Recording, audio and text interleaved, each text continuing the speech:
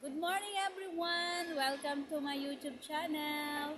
For today's video, dahil day off ko guys, so ibabahagi ko sa inyo about my health, kung papaano nawala yung aking mga sakit na mga nararamdaman sa aking katawan.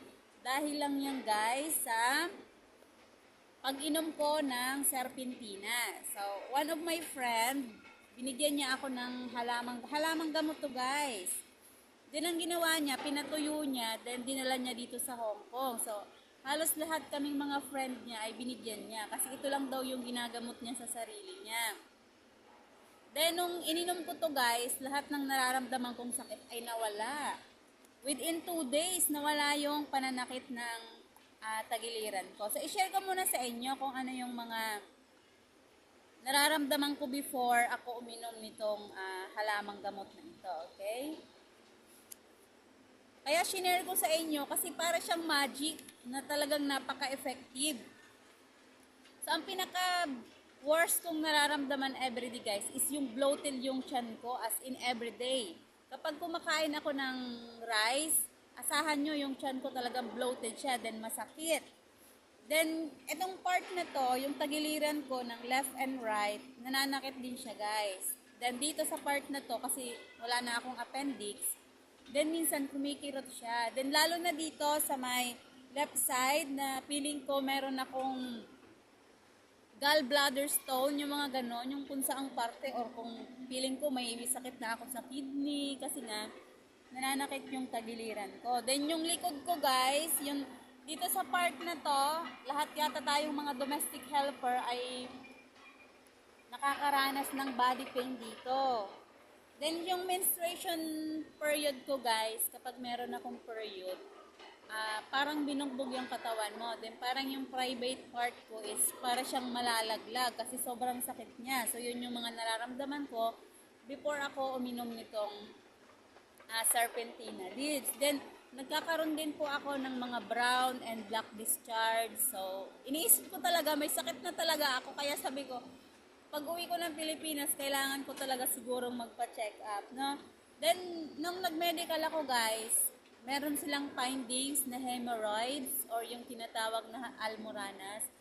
Kung siguro hindi lang ako ang merong ganitong case na kung ito yung part ng anus natin, parang merong isang nakalawit na isang hibla. Kumbaga sa buhok, merong isang hiblang nakalawit na ganyan. Isang peraso lang siya, guys. Hindi siya yung bumaliktad na yung natin, yung anus natin. So, hindi. Meron lang akong parang isang hibla na nakalawit. Kaya sabi ng doktor, yun daw ay hemorrhoids. So, kailangang operahan.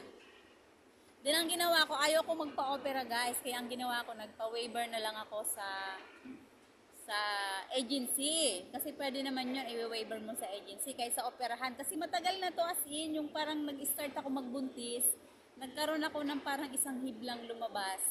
Hemorrhoids daw yon. Kumbaga, hindi naman siya mild lang, okay? Then, yung urine ko, guys, sobra siyang ma-yellow, then, mapanghi, maamoy talaga siya as in. Kaya pag umiihi ako, maaamoy ko na, iniisip ko, hala, ano kaya yung sakit na meron ako. Talagang nag-worry ako about myself. Then, so, hirap din ako matulog sa gabi. Siyempre, dahil bloated ka, siguro nag-connect na yun, hindi ka makatulog, ang dami mong iniisip. So, yun yung mga list na mga nararamdaman ko, guys. Then, after kong uminom ng serpentina leaves, as in, parang magic siya, guys. Ito ay libre to, guys. So, hindi nyo kailangan bumili ng ganito kasi meron tayo sa Pilipinas, tumutubo to. Baka meron yung kapitbahay nyo na may tanim nito, pwede nyo subukan. Then, ngayon, yung husband ko, sabi ko, try mo maghanap dyan kasi ganun din nangyayari sa kanya. Lagi din siyang bloated. Masakit ang tiyan. Sabi ko, subukan mo to. Then, after kong uminom nito guys ng 2 days, nawala talaga yung sakit ng tagiliran ko as in. Then, nag-start ako mag-searching sa YT. Then, napanood ko yung sa Salamat Doc na talagang napaka-effective pala nitong serpentina leaves. Ang ginagawa ko guys, ganito. For example, ito ay hot water to. Then, naglalagay lang ako ng mga 5 or 6 na down kasi sobrang pait niya guys. Hindi mo kakayaning inumin na sa kakaunting tubig lang. Kaya ang ginagawa ko ganito. Nilalagay ko siya sa ganitong hot water, then kapag iinumin ko, half nito sa glass ko, then half nung normal na water para hindi mo malasahan yung pait. Mas maganda, inumin mo siya ng warm, ng maligamgam kasi hindi mo mararamdaman yung lasa niya. Kasi sobrang pait niya talaga guys. Grabe, parang hindi mo kakayaning inumin. Pero napaka-effective as in. Then yun na nga, after 2 days, nag-start ako ng searching. Kasi before, nag-search ako sa YT ng cause of bloated. Then, nag-worry ako doon kasi nakalagay doon na parang meron ka daw cancer. So, madaming pumapasok sa isip ko. Then, after nga nitong pag-inom ko nitong bigay ng friend ko, nag-start search ako sa YouTube. Within 2 days, nawala kasi yung sakit ng tagiliran ko as in. Pati yung bloated kong tiyan, guys, wala na. O, kung makikita nyo, maliit na yung tiyan ko. Ayan, ang lambot niya na compare before na kapag kumakain ako, matigas, then bloated, as in, hindi ako makahinga ng maayos. So, lahat ng yun, pag inom ko nitong serpentina ay nawala. So, nag-start ako ng searching sa YouTube ng about sa serpentina, then lumabas nga dun sa Salamat Doc. Yun, pinanood ko yung Salamat Doc na video na talagang napaka-effective nitong serpentina na to kasi meron daw siyang dietary fiber, protein and sodium. So, di ba yung fiber is nakakatunaw ng parang ano natin, mga kinain. Kaya yun, kapag nagpupups ako, napaka-smooth ng ano niya, hindi siya masakit, din hindi rin ako tinitibi, ganon. Kaya napakagaling niya. Then, pwede nyo rin siyang kaining hilaw, napanood ko doon na pwede nyo ihalo daw sa salad, ganyan. Kasi pero yung pait niya guys, nakalagay doon na 10 times ng ampalaya kasi sobrang pait niya talaga na hindi mo kakayanin. Kaya yung mahihilig sa mapait is pwedeng to sa inyo guys, okay? Ayun nga, then pwede rin siya sa may mga diabetes, sa may mataas na presyo ng dugo, sakit sa puso, so pwede nyo rin siyang subukan. Pero meron ako napanood doon kay, parang doktor siya, Dr. Makalental yata yun kung hindi ako nagkakamali na. Hindi siya pwedeng gamitin yung parang maintenance na gamot. So, kung meron kayong mga ganong sakit, mga diabetes, mga high blood, so mas maigi na mag-consult daw kayo sa doktor kasi mas nakakaalam yung doktor. Ito kasi is herbal tea talaga, okay? Then, pwede rin siya sa may mga hika, ubo, sipon, lagnat, asma. Ito ay napanood ko lang guys sa sinishare ko lang sa inyo. Kung ano yung napanood ko dun sa Salamat Doc, okay? Then, pwede rin siyang pampurga. O, yan pwede palang pampurga, guys. Kaya pala pag, parang magic na nilinis niya yung ko, guys. Nilinis niya yung tiyan ko. Ayun nga, maigi din siya sa may mga sakit sa bato at atay. Kasi feeling ko nga, may sakit na ako sa bato or atay. Kaya niyang sinubukan ko tong serpentina. As in, parang cleansing siya sa body guys na nawala talaga yung mga nararamdaman kong sakit. Then nakakatulong din to sa mga swelling, mga inflammatory. Yun na nga kasi feeling ko inflammatory na yung tiyan ko guys. Kaya dahil dito sa serpentina na to, as in, parang magic, walang gastos. Libre pa sa friend. Then after nga, shinare ko sa kanila. Sabi ko, sis, napakagaling nitong binigay mong serpentina leaves. Kasi as in parang nalinis niya yung katawan ko. Ito guys ay pinagbabawal lang napanood ko. Ay pinagbabawal siya sa mga buntis. O sa mga buntis, bawal niyong inumin to kasi meron daw siyang abortive effect na pwedeng mangyari. Kasi sobrang pait niya guys.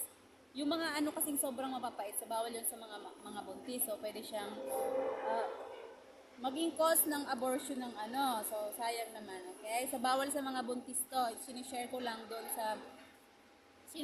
sa inyo guys para kung meron kayong same ng situation ko is pwede nyong subukan itong serpentina. Ano ko na siya, mga 1 month ko na siyang iniinom guys hanggang ngayon kasi talagang napakaganda niya. Then naglalagay lang, araw-araw umiinom lang ako ng mga 6 na dahon kasi hanggang maano niya yung katas niya, parang ma-absorb ng tubig. Then, after nyan, mga 1 day siya, then kinabukasan, wala nang lasa yung dahon. Ibig sabihin, is nainom ko na lahat. Then, meron pa akong pinanood yung sa Healing Galing na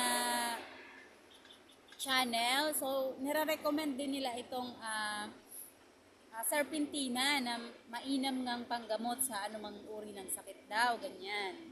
Ito guys, sinishare ko lang sa inyo kasi tayo dito sa Hong Kong, sarili lang natin makakatulong sa mga sakit-sakit na nararamdaman natin, okay? Kaya, pwede nyo subukan, okay? Alam nyo guys, yung pagiging bloated ko, after ko uminom nito, wala na, hindi ko na siya nararamdaman. Kasi, parang lumambot na yung tiyan ko. Din yung sakit ng tagiliran ko, left and right, nawala na din, parang magic. Then, yung menstruation ko, kasi mga 2 weeks kong uminom, then nagkaroon ako ng period. Napaka, guys, wala akong naramdamang sakit. Parang nailabas ko yung mga maduduming blood na nilalabas nating mga girls. So, napaka niya. As in, parang nilinis niya talaga yung aking body. Then, ngayon, wala na akong mga brown or black discharge. Nawala na rin yung sobrang maamoy o mapanghing naaamoy ko kapag nag-urine ako, pag umiihi ako, nawala na yun. Then, yung hemorrhoids ko, guys, as in, paliit na siya ng paliit. Parang magic talaga. Kung dati, pag mag-poops tayo, medyo mamaga siya ng konti. Ngayon, guys, parang na lang, napakaliit niya na lang, then parang unti-unti na siyang bumabalik pa loob. Kaya sabi ko, wow, amazing talaga tong serpentina na to. Wala ka ng gastos, libre pa. Then yung sa pagtulog ko, medyo nakakatulong na ako ng maayos ngayon guys. Ang problema ko na lang ngayon, yung buhok ko, sobra niyang maglagas. Hindi ko alam kung bakit. Kasi sabi dito, parang normal na dito sa Hong Kong na sobrang naglalagas ng buhok natin. Pero, hindi pa naman mauubos. Kaya sinasabi ko, kung sinong matira sa inyo, kayo ang matibay. Yung kinakausap ko na lang tong buhok ko. Pero medyo manipis na siya. Ito na lang yung iisipan kong way kung paano matitigil yung kanyang paglalagas. Pero yung about my body guys, as in, parang nilinis nitong serpentina na to, okay? So, thank you for watching. Sana may natutunan kayo sa video na to na pwede nyong i-apply sa sarili nyo kung meron kayong gaya ng nararamdaman kong sakit. Kasi nakakatulong talaga siya guys na malinisan yung katawan natin. Kaya hanggang ngayon, na yung feeling ko, hindi na ako bloated, then feeling ko nalinis niya talaga yung aking katawan. Okay? So, sana may natutunan kayo sa video na i-upload ko ngayon na pwede nyo subukan guys dahil may mga health problem tayo. Yung pagiging bloated ko, how many years kong how many years kong dinaramdam to. Pero dahil sa gamot na serpentinang ito, herbal lang to guys, herbal. Okay, so kung meron ang mga kapitbahay nyo, pwede nyo subukan. Pero yun nga, bawal sa buntis to, okay? Then kung gusto nyo pa ng about serpentina sa mga benefits, pwede kayong mag-search sa may mga channel kung sinong nag-share about sa gamot na ito. Kasi nanood lang din ako guys after ko nung testimony ko about this na talagang naging effective siya sa pangangatawan ko. So, pwede kayong mag-search bago nyo subukang uminom nito, okay? So, thank you so much for watching. Please like and support my YouTube channel para lagi po kayong updated sa mga video na i-upload ko. Bye-bye! Happy rest day!